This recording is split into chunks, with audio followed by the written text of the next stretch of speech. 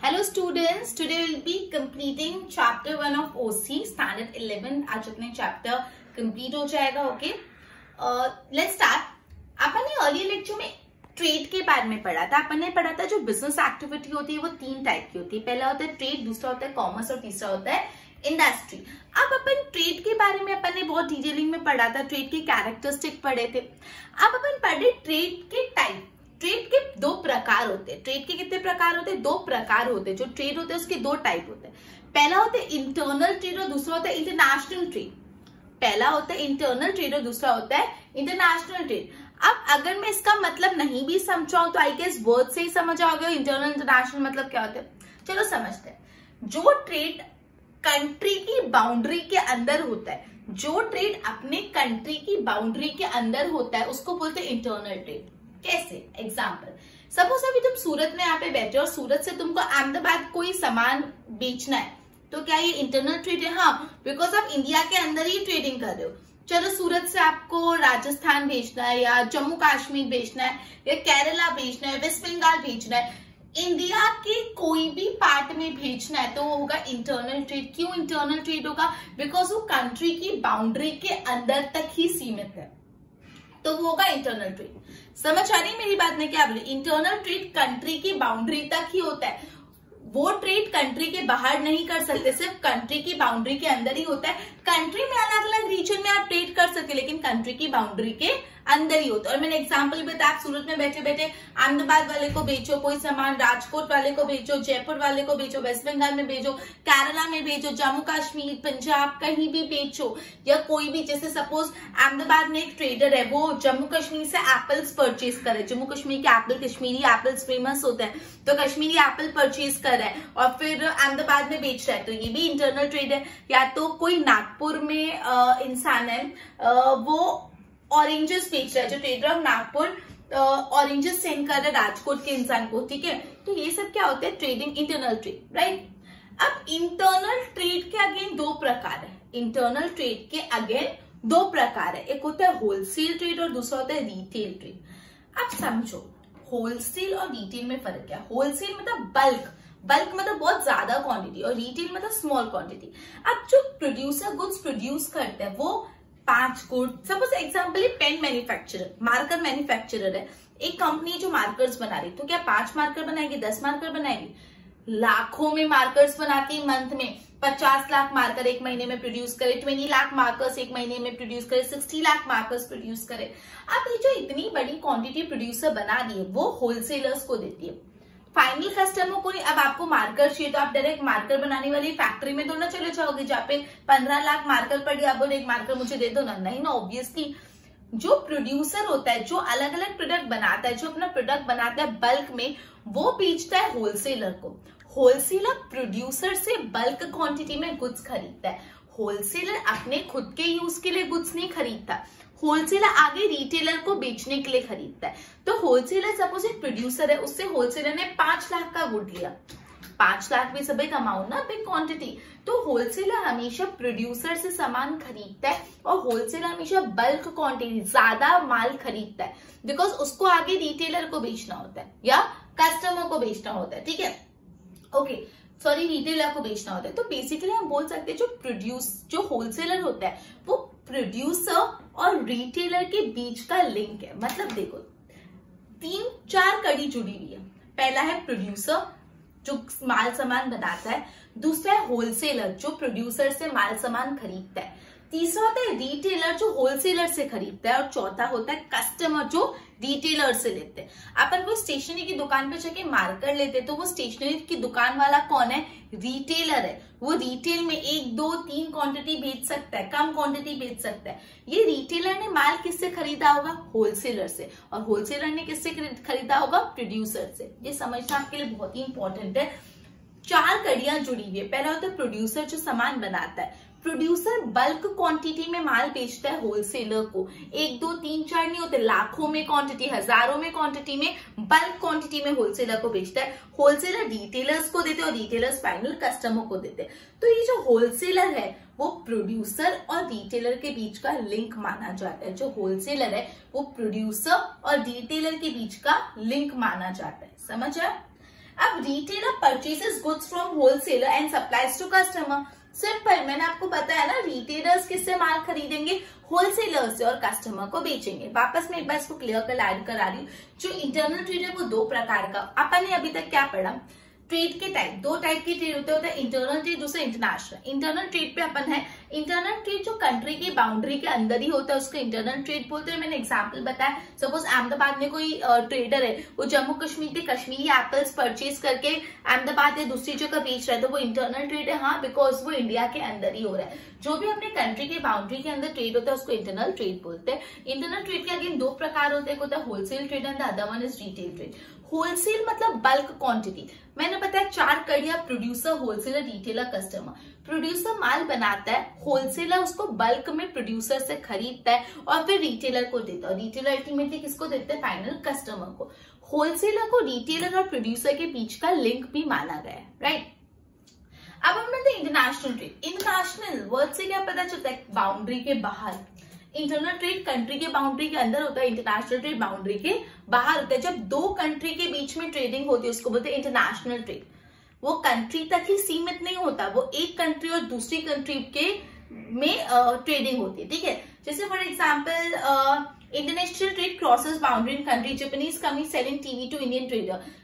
Japanese companies होती है वो इंडियन ट्रेडर्स को टीवीज बेचती है, या इंडिया के जो स्पाइसेस होते हैं, इंडिया के जो मसाले होते हैं वो फॉरेन कंट्री में एक्सपोर्ट होते हैं। बेसिकली इंपोर्ट होता है, हम लोग कोई फॉरेन कंट्री से चीज मंगाते हैं, और एक्सपोर्ट मतलब हम फॉरेन कंट्री में कोई चीज बेचते हैं। तो बेसिकली यहाँ पे बॉर्डर क्रॉस होगी, बाउंड्रीज क्रॉस होगी, जिसको इंटरनेशनल ट्रेड बोला जाता है। अब इंटरनेशनल ट्रेड अगेन तीन प्रकार का होता है, एक होता है इम्पोर्ट, दूसरा होता है एक्सपोर्ट, तीसरा होता है री एक्सपोर्ट। इम्पोर्ट मतलब पता है आपको, कहीं से दूसरी कंट्री से माल इंडिया में मंगाना, मतलब अपनी कंट्री में मंगाना। एक्सपोर्ट मतलब अपनी कंट्री से दूसरी कंट्री में बेचना। तो री एक्सपोर्ट क्या होता है, री एक्सपोर्ट समझना बहुत इंपॉर्टेंट है। री एक्सपोर्ट मतलब आप एक कंट्री से कोई कमोडिटी इंपोर्ट कर रहे हो और वो ही कमोडिटी दूसरी कंट्री में एक्सपोर्ट कर देते हो। मतलब एक जगह से इंपोर्ट किया और दूसरी जगह पे एक्सपोर्ट किया। इंपोर्ट एक्सपोर्ट, आपने एक कंट्री से कोई गुड्स को इंपोर्ट किया और वही गुड्स दूसरी कंट्री में एक्सपोर्ट कर दिया, इसको बोलते हैं री एक्सपोर्ट। इंटरनेशनल ट्रेड तीन टाइप के होते हैं, इंपोर्ट, एक्सपोर्ट और री एक्सपोर्ट। इंपोर्ट मतलब दूसरी कोई कंट्री से अपने कंट्री में गुड्स लाना, एक्सपोर्ट मतलब अपनी कंट्री से दूसरी कंट्री में बेचना, और री एक्सपोर्ट मतलब इंपोर्ट करके अपनी कंट्री में फिर दूसरी कंट्री में री एक्सपोर्ट करना। ओके, तो ये अपना ट्रेडिंग कंप्लीट हो गया। अब अपन कॉमर्स पे जंप करते हैं, लेकिन एक और मैं बता रही, अपन ने इंटरनल ट्रेड पढ़ा। इंटरनल ट्रेड के दो प्रकार, ट्रेडिंग के दो प्रकार पर, इंटरनेशनल और इंटरनल। इंटरनल ट्रेड जो बाउंड्री के अंदर होता है उसके दो प्रकार थे, होलसेल, रिटेल। होलसेल मतलब बल्क और रिटेल मतलब small quantity. International trade country की बॉर्डर के बाहर होता है। इंटरनेशनल ट्रेड अगेन तीन प्रकार के होते हैं, इंपोर्ट, एक्सपोर्ट और री एक्सपोर्ट, ठीक है। अब कॉमर्स। कॉमर्स मतलब क्या होता है, trade plus auxiliary services. Commerce में ट्रेडिंग तो आता है, साथ साथ जो एक्स्ट्रा सर्विसेज, जो ऑक्सिलरी सर्विसेज है वो भी आ जाती है ट्रेडिंग में। कॉमर्स में ट्रेड तो आता है, साथ साथ जो ऑक्सिलरी सर्विसेज, जो एक्स्ट्रा सर्विसेज होती है वो भी आ जाती है। तो ये याद रखना, कॉमर्स की डेफिनेशन है trade plus auxiliary services. Commerce की क्या डेफिनेशन है, ट्रेड प्लस ऑक्सिलरी सर्विसेज। अब सवाल ये उठता है ऑक्सिलरी सर्विसेज मतलब क्या, यही क्वेश्चन उठता है, मतलब ऑक्सिलरी सर्विसेज क्या। ऑक्सिलरी सर्विसेज मतलब banking, insurance, communication, transportation, warehousing, ये सारी सर्विसेज आ जाती है। मतलब बिजनेस में आजकल सामान खरीदने बेचने के साथ साथ एक्स्ट्रा सर्विसेज भी देनी पड़ती है। अगर आपने कोई सामान किसी को बेचा तो आपको उसका ट्रांसपोर्टेशन अरेंज करके देना पड़ेगा, तो उसका ट्रांसपोर्टेशन का सर्विस, कम्युनिकेशन का सर्विस। अगर आपको यहाँ से सपोज आउट ऑफ इंडिया कोई गुड्स भिजवाने हैं, कोई बेचने गुड्स, तो आपको मराइन इंश्योरेंस करवाना पड़ेगा कि कहीं आपका सामान सी में डूब गया या कुछ ह्यूमिडिटी के कारण आपका सामान खराब हो गया तो इंश्योरेंस से क्लेम ले सकते हैं। तो आजकल सिर्फ ट्रेडिंग नहीं होता, सिर्फ खरीदना और बेचना नहीं होता, साथ साथ ऑक्सिलरी सर्विसेज भी आ जाती है। और ऑक्सिलरी सर्विस मतलब communication, transportation, warehousing, banking. तो जब ट्रेड के साथ ही ऑक्सिलरी सर्विसेज मिल जाती है उसको कॉमर्स बोलते हैं। मतलब कॉमर्स में ट्रेड तो है ही, साथ ही साथ और दूसरा क्या है, ऑक्सिलरी सर्विसेज भी है। Commerce is equal to trade plus auxiliary service. अब कैरेक्टरिस्टिक पढ़ते हैं कॉमर्स के। तो trade is a part of commerce. Commerce एक बड़ा हिस्सा है, कॉमर्स में ट्रेड भी आ जाता है और ऑक्सिलरी सर्विसेज भी आ जाता है। तो ट्रेड कॉमर्स का भाग है, trade is a part of the commerce. Commerce is a wider concept, commerce बड़ा कंसेप्ट है और ट्रेड उसका पार्ट है। Trade is the part of commerce. And the second was commerce एक economic activity, it was quite obvious, commerce एक economic activity. ठीक है, मैंने पढ़ा कॉमर्स मतलब trade plus auxiliary services, auxiliary services मतलब कम्युनिकेशन, ट्रांसपोर्टेशन, इंश्योरेंस। फिर अपन ने कैरेक्टरिस्टिक में पढ़ा trade is a part of commerce, commerce एक वाइडर कंसेप्ट है, उसमें ट्रेड एक हिस्सा है। उसके बाद अपन ने पढ़ा it is an economic activity. Board पे ध्यान। ट्रेड दो टाइप के होते हैं, internal trade, international trade. Internal trade, trade among different region but within the boundary of country. यहाँ पे ये वर्ड इंपॉर्टेंट है, within the boundary of country, country की सीमा में। Trader of Ahmedabad purchases apple from Kashmir, example दिया है। Trader of Nagpur oranges बेच रहे हैं राजकोट को। अब इंटरनल ट्रेड के दो प्रकार होते हैं, wholesale trade and retail trade. Wholesale trade purchases goods in bulk, bulk मतलब ज्यादा क्वांटिटी में, फ्रॉम प्रोड्यूसर। जो होलसेल ट्रेड में प्रोड्यूसर से बल्क में गुड्स परचेज किया जाता है and distribute to retailer, retailer को दे दिया जाता है, राइट। होलसेल ऐसा कनेक्टिंग लिंक बिटवीन प्रोड्यूसर और रिटेलर के बीच का लिंक है। Retailer purchases goods from wholesaler and supplies them to customer. जो रिटेलर होता है वो होलसेलर से खरीद के कस्टमर को दे देता है। इंटरनेशनल ट्रेड मतलब ट्रेड बिटवीन टू कंट्री, वहां पे क्या था, trade within the country, trade country के अंदर। और ट्रेड बिटवीन टू कंट्री मतलब international trade. International trade it crosses the boundary of country, जैसे एक Japanese company selling TV to Indian trader. Trade दो टाइप के होते हैं, तीन टाइप, इंटरनेशनल ट्रेड तीन टाइप के होते हैं, इम्पोर्ट, एक्सपोर्ट और री एक्सपोर्ट। मैंने आपको मतलब बता दिया तीनों का। इम्पोर्ट मतलब दूसरी कंट्री से माल अपने यहाँ लाना, एक्सपोर्ट मतलब गुड्स को अपनी कंट्री से दूसरी जगह, और री एक्सपोर्ट मतलब इम्पोर्ट करा दूसरी कंट्री से, वही प्रोडक्ट को एक्सपोर्ट भी कर लिया। Commerce, trade plus auxiliary services. Commerce में ट्रेड प्लस ऑक्सिलरी सर्विसेज। अब auxiliary services banking, insurance, transportation, communication, warehousing. Characteristic of commerce, trade is a part of commerce, trade एक कॉमर्स का हिस्सा है और ट्रेड एक इकोनॉमिक एक्टिविटी है। I hope इतना क्लियर और एक बार इसके नोट्स बनाओ।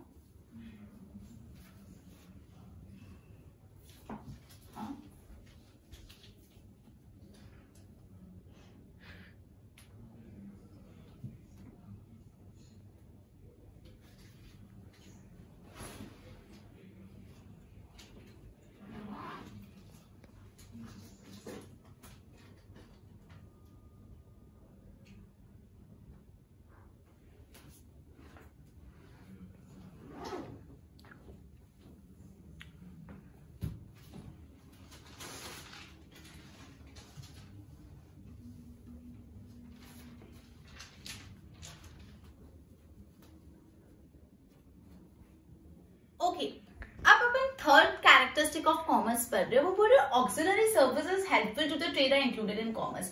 अब कॉमर्स में वो वाली ऑक्सिलरी सर्विसेज इंक्लूड होती है जो ट्रेड के लिए बेनिफिशियल होता है। अब आप ट्रेडिंग कर रहे हो, अगर आपको इंश्योरेंस कर दे आपके गुड्स का तो बेटर हो जाएगा। ट्रेडिंग में अगर आपको ट्रांसपोर्टेशन की सर्विसेज मिल जाए तो बेटर होगा, बैंकिंग की सर्विस मिल जाए तो बेटर होगा। तो ट्रेड में बेसिकली वो ऑक्सिलरी सर्विसेज इंक्लूड होती है जो ट्रेड के लिए फायदेमंद होती है, बेनिफिशियल होती है। Simple. Next point, it increases the time and place utility. Basically commerce से टाइम और प्लेस यूटिलिटी बढ़ती है। कैसे? अब फॉर एग्जाम्पल आपका गुड्स आपके गोडाउन में पड़ा है, डिमांड नहीं है, गोडाउन में पड़ा है, ये आपके प्रोडक्ट की डिमांड अराउंड 2-3 महीने बाद आने वाली। तो 2-3 महीने आप अपने गोडाउन में या अपने ऐसे ही जहाँ पे आप फैक्ट्री में रखोगे तो वो खराब होने के चांसेस है। तो अगर आपके पास वेयर हाउसिंग फैसिलिटी है तो क्या होगा, आप 2-3 महीने उसको वेयर हाउस में अच्छे एनवायरमेंट में रख सकते हो जिससे आपका कुछ डैमेज भी नहीं हो। तो वेयर हाउसिंग क्या, वेयर हाउसिंग एक ऑक्सिलरी सर्विसेज है। तो वेयर हाउसिंग से आपके प्रोडक्ट की टाइम यूटिलिटी बढ़ गई कि ये टाइम पे जब गुड्स को कहीं स्टोर करना था तो हम अपने यहाँ स्टोर कर लेते हैं। फिर सपोज आपके वेयरहाउस से गुड्स को भिजवाना है सामने वाले जो कस्टमर है उसके फैक्ट्री पे। अब उसकी फैक्ट्री पे पहुंचाने के लिए आपको एक बस, ट्रांसपोर्ट, टेम्पो अरेंज करना पड़ेगा। तो ट्रांसपोर्टेशन अरेंज करा और उसकी प्लेस यूटिलिटी बढ़ गई, बिकॉज जब तक सामान आपकी फैक्ट्री में पड़ा था, जब तक गुड्स आपकी फैक्ट्री में पड़ा था उसकी कोई वैल्यू नहीं थी। लेकिन जैसे आपने ट्रांसपोर्टेशन अरेंज करा के उस गुड्स को सामने वाले इंसान के फैक्ट्री पे या प्लेस ऑफ वर्क पे पहुंचाया तो उसकी यूटिलिटी बढ़ गई। ठीक है, तो अपन को ऑक्सिलरी सर्विसेज ने किस चीज में मदद की, टाइम और प्लेस यूटिलिटी बढ़ाई। अपन एक छोटे से वेयरहाउस और ट्रांसपोर्टेशन के एग्जांपल से इस बात को समझा कि ऑक्सिलरी सर्विसेज से टाइम यूटिलिटी भी बढ़ती है और प्लेस यूटिलिटी भी बढ़ती है। फिर auxiliary services are demand oriented but continuous. Auxiliary services demand oriented है, जब बोलते हैं, जब डिमांड करते हैं तभी अवेल करती है, लेकिन तो भी वो कंटिन्यूअस होती है, कंटिन्यूअस फ्लो में जाती है। If auxiliary services are available at reasonable price, goods can be supplied at a fair price. बोला है अगर ऑक्सिलरी सर्विसेज रीजनेबल प्राइस पे मिल जाए, ट्रांसपोर्टेशन रीजनेबल भाव में मिल जाए, इंश्योरेंस रीजनेबल भाव में मिल जाए, वेयरहाउसिंग रीजनेबल भाव में मिल जाए, अगर ऑक्सिलरी सर्विसेज रीजनेबल भाव में मिल जाए तो गुड्स एक फेयर प्राइस पे सप्लाई किया जा सकता है। ठीक है, अपने लास्ट के 4 पॉइंट पढ़े। पहला पॉइंट अपन ने ये पढ़ा, जो ऑक्सिलरी सर्विसेज ट्रेड के लिए बेनिफिशियल है वही ऑक्सिलरी सर्विसेज यहाँ पे कॉमर्स में इंक्लूडेड होती है। फिर अपन ने पढ़ा ऑक्सिलरी सर्विस से टाइम और प्लेस यूटिलिटी इंक्रीज हो जाती है। फिर अपन ने पढ़ा ये ऑक्सिलरी सर्विसेज डिमांड ओरिएंटेड होते हैं येट वो कंटिन्यूअस होती है, डिमांड ओरिएंटेड होती है येट वो कंटिन्यूअस होती है। अगर ऑक्सिलरी सर्विसेज रीजनेबल प्राइस पे अवेलेबल है तो गुड्स को हम सप्लाई कर सकते हैं एट अ फेयर प्राइस। फिर अपन बहुत इंपॉर्टेंट पॉइंट और सबसे इजी बात पढ़े, difference between trade and commerce.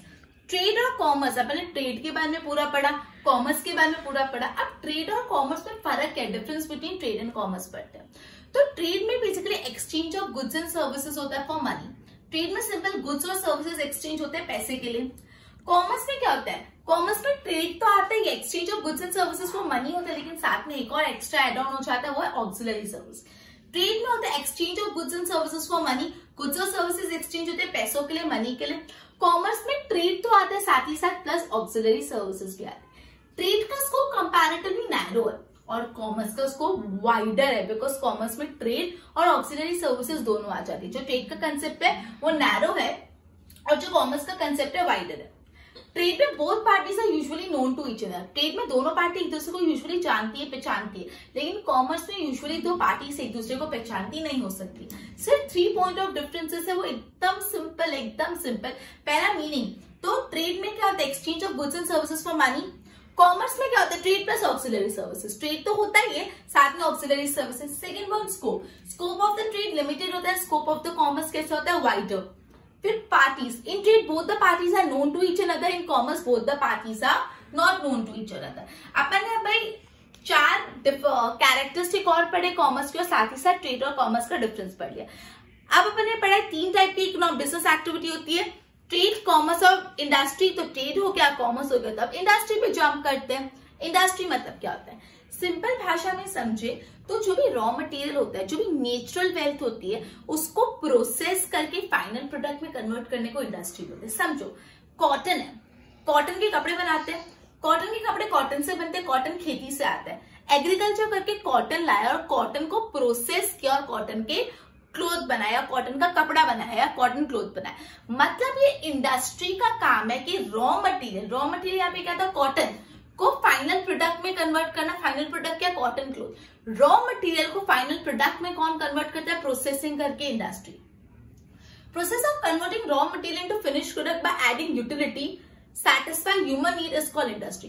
Basically industry में तो सिंपल है, process of converting raw material into finish product. Raw material को फिनिश प्रोडक्ट में कन्वर्ट करने के पूरे जो प्रोसेस को बोलते हैं इंडस्ट्री। और जिससे क्या होता है, यूटिलिटी ऐड हो जाती है। अगर कॉटन था, कॉटन का कोई यूज नहीं, जब तक वो कपड़े में कन्वर्ट हो जाए, तो कॉटन से कॉटन क्लोथ में कन्वर्ट हुआ तो उसकी यूटिलिटी बढ़ गई और ह्यूमन नीड भी सेटिस्फाई हो गई। Simple, the process of converting raw material into finished product by adding utility and by satisfying human need. Finished raw material को फिनिश प्रोडक्ट में कन्वर्ट करना है, यूटिलिटी भी ऐड हो जाएगी और ह्यूमन नीड भी सेटिस्फाई हो जाएगी। जैसे मैन्युफैक्चर फर्नीचर फ्रॉम वुड। अब वुड था, आप फॉरेस्ट से वुड काट के लाए, आपने रख दिया, कोई काम का नहीं, लेकिन वो वुड से जब आप फर्नीचर बना रहे, वुड से आप एक ब्यूटीफुल सी टेबल और चेयर बना रहे, तो वुड की यूटिलिटी बढ़ गई। ठीक है, और वो ह्यूमन नीड को सेटिस्फाई भी कर रहा है। और वुड एक रॉ मटेरियल था और चेयर और टेबल एक फिनिश प्रोडक्ट है, तो रॉ मटेरियल से फिनिश प्रोडक्ट बना, यूटिलिटी भी बढ़ी और कस्टमर भी सेटिस्फाई। चारों चीज होगी, रॉ मटेरियल से फिनिश प्रोडक्ट भी बन गया, यूटिलिटी भी बढ़ी, कस्टमर भी सेटिस्फाई। तो ये हो गया इंडस्ट्री। अब बेसिकली इंडस्ट्री के कैरेक्टरिस्टिक पढ़ते हैं। इंडस्ट्री में हमेशा प्रोडक्शन होता है, कोई चीज प्रोड्यूस करनी होती है, प्रोडक्शन होता है। इंडस्ट्री भी एक इकोनॉमिक एक्टिविटी है। इंडस्ट्री भी क्या है, इकोनॉमिक एक्टिविटी है। इंडस्ट्री में रॉ मटेरियल का फॉर्म ही बदल जाता है। पहले कॉटन बॉल्स थे, उसका क्या काम, उसका फॉर्म ही बदल गया। जैसे वुड था, वुड से फर्नीचर बना तो उसका फॉर्म ही बदल गया। इसमें ह्यूमन लेबर इन्वॉल्व होता है। जैसे कॉटन से कॉटन क्लोथ बनाने के लिए फैक्ट्री में ह्यूमन लेबर चाहिए होते हैं, उसी तरह से वुड से फर्नीचर बनाने में भी ह्यूमन लेबर चाहिए होता है, right. Natural resources and machines, ठीक है। ओके, वापस इंडस्ट्री को रिवाइज करा देती हूँ। इंडस्ट्री में क्या होता है, जैसे process of converting raw material into finish product by adding utility and that satisfy human needs. Simple, raw material को फाइनल प्रोडक्ट में कन्वर्ट कर लो, और जब आप उसको फाइनल प्रोडक्ट में कन्वर्ट करोगे उसकी यूटिलिटी भी बढ़ जाएगा, ह्यूमन नीड भी सेटिस्फाई हो जाएगी। एग्जाम्पल वुड फॉरेस्ट में अवेलेबल है, वुड आप लेके आए, वो आपके लिए कच्चा मटेरियल है, रॉ मटेरियल है, वो काम का नहीं है, यूटिलिटी नहीं है, लेकिन उस रॉ मटेरियल से जब आपने एक सुंदर सी टेबल और चेयर बनाई तो उसकी यूटिलिटी बढ़ गई, तब वो क्या हो गया, फिनिश प्रोडक्ट हो गया। अब आप उस पर अच्छे से बैठ सकते हो, वो आपको यूजफुल है, इससे आपकी नीड भी सेटिस्फाई हो रही है। क्लियर? वुड पे ध्यान दो। Auxiliary services helpful to trade are included in commerce. It increases the time and place utility. Auxiliary services are demand oriented but continuous. If auxiliary services reasonable price पे available है, then goods can be supplied at fair price. Now difference between trade and commerce: trade exchange of goods and return of money. Commerce trade is plus auxiliary services. Trade का scope is limited. Commerce का scope is wider. Trade में both parties are known to each another. Commerce में both parties are distant places or they are not known to each other. Industry वही जो मैंने आपको definition कराया, process of converting raw material into finish product by adding utility and it satisfy human need is called industry.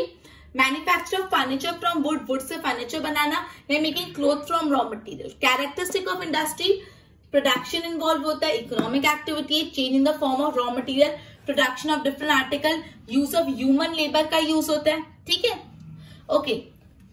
अब जो basically industry ना तीन type की होती है, प्राइमरी इंडस्ट्री, सेकेंडरी इंडस्ट्री और टर्शियरी इंडस्ट्री। उसको पढ़ते तीनों को एक बार इसके नोट्स बना लो।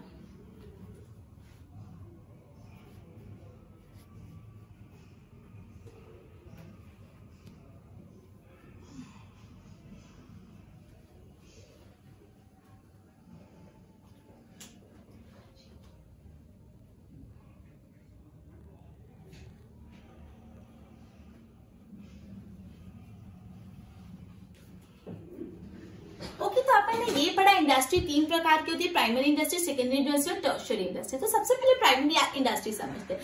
प्राइमरी इंडस्ट्री सबसे फंडामेंटल इंडस्ट्री, सबसे बेसिक, सबसे जो बेस होता है, फंडामेंटल इंडस्ट्री। प्राइमरी इंडस्ट्री सी से, एयर से और लैंड से कनेक्टेड है। प्राइमरी इंडस्ट्री किससे कनेक्टेड है? सी से कनेक्टेड है, एयर से कनेक्टेड है और लैंड से कनेक्टेड है, राइट। प्राइमरी इंडस्ट्री में बेसिकली नेचर के रिलेटेड एक्टिविटी आती है, जैसे क्या होता है, animal husbandry, poultry farming, fishery. अब देखो जो एनिमल हस्बेंड्री है, पोल्ट्री फार्मिंग है, एग्रीकल्चर है, ये सब प्राइमरी इंडस्ट्री है। तो ये किससे कनेक्टेड है? लैंड से कनेक्टेड है। फिशरी किससे कनेक्टेड है? वो सी से कनेक्टेड है। अपने प्राइमरी इंडस्ट्री पढ़ा, प्राइमरी इंडस्ट्री सबसे फंडामेंटल और सबसे बेसिक इंडस्ट्री होती है। प्राइमरी इंडस्ट्री बेसिकली लैंड से, सी से और एयर से कनेक्टेड होती है। प्राइमरी इंडस्ट्री बेसिकली नेचर से डिराइव होती है, जैसे एग्रीकल्चर हो गया, एनिमल हस्बेंड्री हो गया, पोल्ट्री हो गया, ये सब किससे? लैंड से कनेक्टेड। फिशरी किससे कनेक्टेड है? सी से कनेक्टेड। फिर आ जाता है सेकेंडरी इंडस्ट्री। सेकेंडरी इंडस्ट्री में मशीन्स आ जाती है, टेक्नोलॉजी आ जाती है, नेचुरल वेल्थ को प्रोसेस किया जाता है, मतलब जो नेचर में चीजें उसको प्रोसेस करके कंज्यूमेबल बनाया जाता है। सेकेंडरी इंडस्ट्री में मशीनरी आ जाती है, टेक्नोलॉजी आ जाती है, ये सारी आ जाती है। सेकेंडरी इंडस्ट्री में जो नेचर की वेल्थ है उसको प्रोसेस करके कंज्यूमेबल बनाया जाता है, जैसे fertilizer industry, colour chemical industry, ये सारी जो इंडस्ट्री है वो सेकेंडरी। अब अच्छा है टर्शियरी, मतलब फाइनल इंडस्ट्री। टर्शियरी इंडस्ट्री की जो स्कोप है वो बहुत वाइड है, बहुत वाइड स्कोप है। टर्शियरी इंडस्ट्री बेसिकली प्राइमरी और सेकेंडरी इंडस्ट्री की मदद करती है। टर्शियरी इंडस्ट्री क्या करती है? प्राइमरी और सेकेंडरी इंडस्ट्री की मदद करती है, ठीक है। जैसे डेयरी इंडस्ट्री होगी, बेकरी इंडस्ट्री होगी, राइट। चलो वापस एक बार प्रॉपर ध्यान देना, इंडस्ट्री तीन प्रकार की होती है, primary industry, secondary industry, tertiary. Primary industry fundamental basic industry, वो लैंड, सी और एयर से कनेक्टेड होती है, नेचर से कनेक्टेड होती है। अभी आपको पूछ सकते हैं प्राइमरी इंडस्ट्री किस किस से कनेक्टेड है? लैंड से और एयर से, जैसे animal husbandry, poultry farming, agriculture, सब लैंड से कनेक्टेड है। जो फिशरी है वो किससे कनेक्टेड है? सी से कनेक्टेड है, राइट। अब जो सेकेंडरी इंडस्ट्री होती है वो बेसिकली क्या करती है? जो भी नेचुरल वेल्थ होता है उसको प्रोसेस करके कंज्यूमेबल बनाती है, जैसे fertilizer, colour chemical. Tertiary industry का स्कोप बहुत ही ज्यादा वाइड हो जाता है। टर्शियरी इंडस्ट्री प्राइमरी और सेकेंडरी इंडस्ट्री को मदद करती है, जैसे डेयरी इंडस्ट्री, बेकरी इंडस्ट्री। अब इन तीनों का रिलेटेड एक एग्जाम्पल थी, सपोज वीट ग्रो कर रहे हैं, वो किसी इंडस्ट्री है? प्राइमरी। वीट से फ्लोर बन रहा है, वीट से क्या बन रहा है? फ्लोर, आटा बन रहा है, वो कैसी इंडस्ट्री है? Secondary industry. और आटे से बिस्किट्स बन रहे हैं, वो कैसी इंडस्ट्री होगी? टर्शियरी। वापस suppose for example wheat grow करे, वो कौन सी इंडस्ट्री होगी? Primary industry. वीट से फ्लोर बन रहा है, आटा बन रहा है, वो कैसी इंडस्ट्री होगी? सेकेंडरी। और आटे के बिस्किट्स बन रहे हैं, वो कैसी इंडस्ट्री होगी? टर्शियरी। इन सबको समझ करके ऐसे इनको समझाया गया। बोल पे ध्यान दो। Primary industry fundamental industry connected to sea, air and land, nature related example animal husbandry, poultry, agriculture, land से कनेक्टेड है, और फिशरी सी से कनेक्टेड है। सेकेंडरी इंडस्ट्री में मशीन और टेक्नोलॉजी आ जाती है, natural wages process to make consumable fertilizer, colour chemical. Tertiary industry की स्कोप बहुत ही ज्यादा वाइड होती है, वो प्राइमरी और सेकेंडरी इंडस्ट्री को हेल्पफुल होती है, जैसे डेयरी इंडस्ट्री, बेकरी इंडस्ट्री, और फिर वीट वाला एग्जाम्पल मैंने आपको समझाया। एक बार इसके नोट्स बनाओ।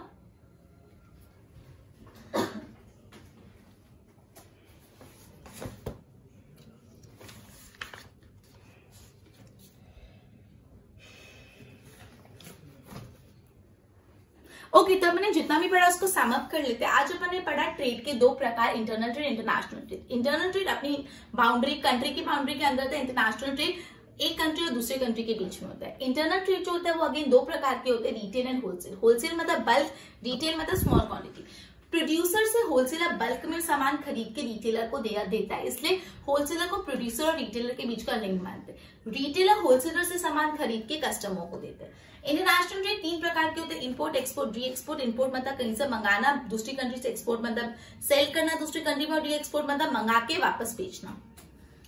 कॉमर्स में मैंने पढ़ा, कॉमर्स में ट्रेड भी आ सकता है, प्लस ऑक्सिलरी सर्विसेज भी आती है। ऑक्सिलरी सर्विस में ट्रेडिंग, बैंकिंग, इंश्योरेंस, ये सब। अब अपन ने कॉमर्स के कैरेक्टरिस्टिक पढ़े। कैरेक्टरिस्टिक में अपन ने पढ़ा कि ट्रेड जो है वो कॉमर्स का पार्ट है, और अलग अलग कैरेक्टरिस्टिक पढ़े। फिर अपन ने difference between trade and commerce पढ़ा। जो ट्रेड उसमें सिर्फ exchange of goods and services for money. Commerce में ट्रेड भी आ जाता है, प्लस ऑक्सिलरी सर्विसेज भी आ जाती है। ट्रेड की स्कोप लिमिटेड होती है, कॉमर्स की स्कोप वाइड होती है। कॉमर्स बड़ी स्कोप वाला है। ट्रेड में both parties are usually known to each other, commerce में नोन नहीं होते। फिर अपन इंडस्ट्री पढ़ी, जो process of converting raw material into finished goods by adding utility and satisfying human need. जो रॉ मटेरियल को फिनिश प्रोडक्ट में कन्वर्ट करने के प्रोसेस को इंडस्ट्री बोलते हैं। उसके बाद अपन इंडस्ट्री के तीन प्रकार पढ़े, प्राइमरी, सेकेंडरी, टर्शियरी। प्राइमरी एकदम बेसिक इंडस्ट्री होती है। सेकेंडरी इंडस्ट्री बेसिकली नेचुरल से चीजें लेके उसको प्रोसेस करती है, और टर्शियरी इंडस्ट्री प्राइमरी और सेकेंडरी इंडस्ट्री की मदद करती है। इसको सम अप करते हुए एक एग्जांपल भी पढ़ा, वीट जो प्रोड्यूस करते हुए एग्रीकल्चर, प्राइमरी इंडस्ट्री, वीट से फ्लोर बनता है वो सेकेंडरी, और फ्लोर से बिस्किट्स बनते हैं वो होता है टर्शियरी। ओके, अपना ही चैप्टर भी कंप्लीट हो गया, लेक्चर भी कंप्लीट हो गया। Goodbye everyone.